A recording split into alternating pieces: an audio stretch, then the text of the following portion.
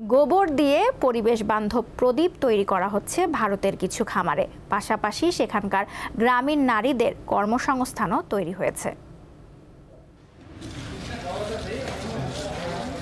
রং বেরঙের প্রদীপগুলো মাটির তৈরি নয়, বানানো হয়েছে গরুর গোবর দিয়ে।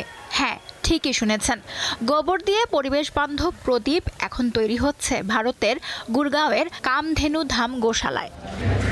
এখানকার কর্মীরা প্রতিদিন যত্নের সাথে বানাচ্ছেন শত শত গোবরের প্রদীপ।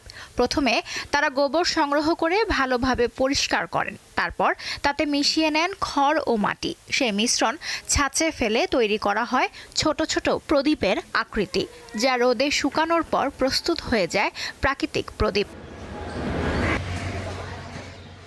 এসব প্রদীপে নেই কোনো পরিবেশের জন্য ক্ষতিকর রাসায়নিক পদার্থ। এটি জ্বালাতে শুধু তেল আর তুলার প্রয়োজন হয়। হিন্দু ধর্মশাস্ত্রে সবচেয়ে পবিত্র বস্তু মানা হয় গরুর গোবরকে। তাই দীপাবলিতে গোবরের প্রদীপ জ্বালালে ঘরে আসে সমৃদ্ধি আর ইতিবাচক শক্তি। এই বিশ্বাসে প্রতিবছর এখান থেকে অনেকেই প্রদীপ কেনেন। কামধেনু আয়োগ নামের এই সরকারি প্রতিষ্ঠানের লক্ষ্য এবছর প্রায় ৩৩ কোটি প্রদীপ তৈরির। তাই এমন উদ্যোগ শুধু ধর্মীয় বিশ্বাসে নয়, বরং পরিবেশ আন্দোলনেরও প্রতীক। এক সময়ের বর্জ্য পরিণত হচ্ছে পবিত্রতা, পরিচ্ছন্নতা ও সৃজনশীল সম্পদে। লুৎফা ফৌজিয়া, দীপ্ত, বার্তাকক্ষ।